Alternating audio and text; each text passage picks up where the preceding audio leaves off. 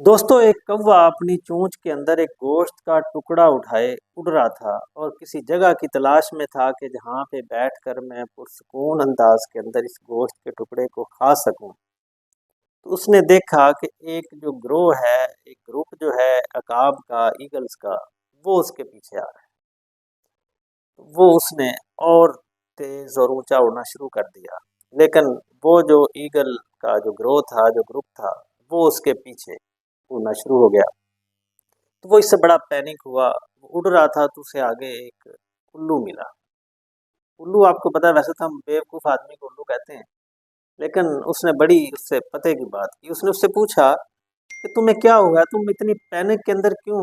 उसने कहा कि ये आप देख नहीं रहे कि मेरे पीछे एक ग्रुप ऑफ ईगल्स मेरे पीछे लगा हुआ है और मुझे वो खाना चाहता है। तो उल्लू ने कहा कि ऐसा नहीं है, वो तेरे पीछे नहीं है, वो जो तूने ये गोश्त का टुकड़ा पकड़ा हुआ है ना, वो इस गोश्त के टुकड़े के पीछे है। इसको गिरा दो तो फिर इसका मैजिक देखो। तो अब वो क्योंकि उसके जान पे बनी हुई थी, तो वो उसने वो गोश्त का टुकड़ा गिरा दिया।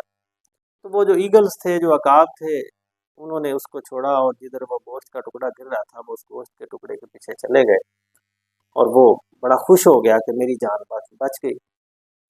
तो दोस्तों, हमारी ज़िंदगी के अंदर भी इस स्टोरी का मकसद सिर्फ ये है कि हम अपनी ज़िंदगी के अंदर भी देखें कि हमारी ज़िंदगी के अंदर भी बहुत सारे ऐसे फ़ियर हैं जो इस गोश्त का टुकड़ा पकड़ने की वजह से हैं।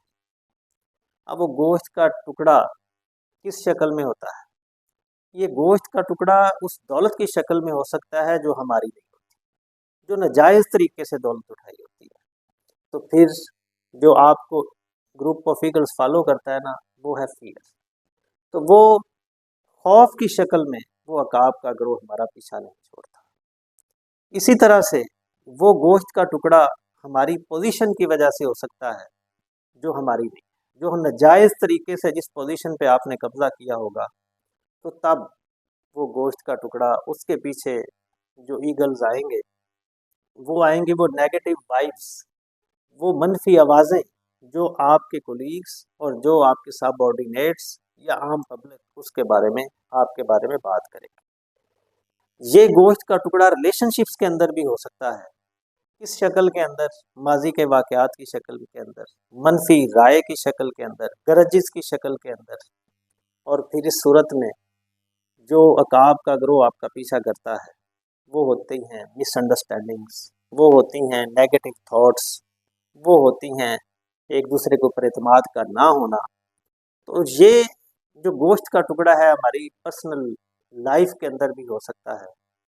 वो हो सकता है लिथार्जी की शक्ल के अंदर, वो हो सकता है कंफर्ट जोन की शक्ल के अंदर, वो हो सकता है किसी एडिक्शन की शक्ल के अंदर।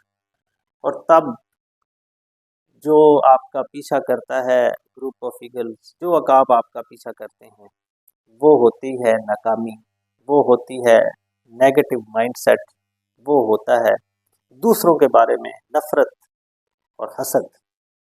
तो दोस्तों, मैं जानता हूँ कि ये बड़ा मुश्किल होता है किसी भी गोश्त के टुकड़े को छोड़ना।